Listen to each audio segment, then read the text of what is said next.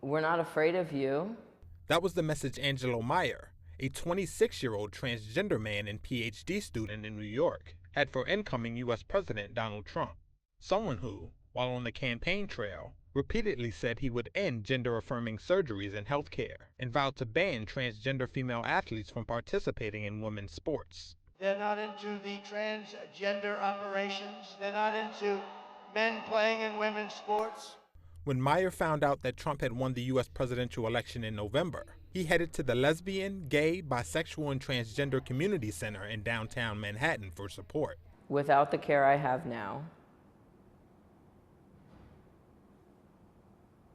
I would go far as to say I think I might be in the percentage of people who don't make it to the end of Trump's presidency.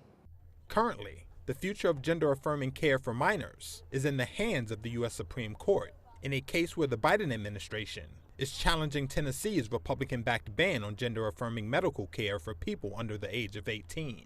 The court's 6-3 conservative majority appears ready to uphold it.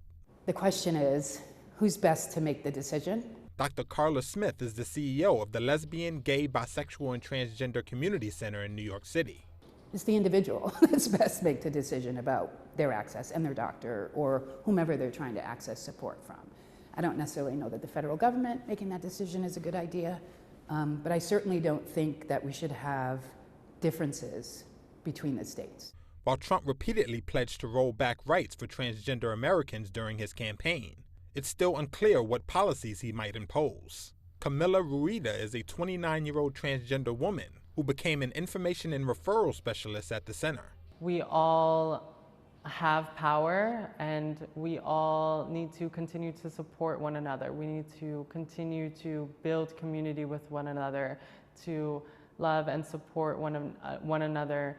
Groups such as the American Civil Liberties Union, Transgender Law Center, and others are preparing to fight Trump's anti-trans policies in the courts. According to the Williams Institute at UCLA, there are approximately 1.6 million people in the United States who identify as transgender.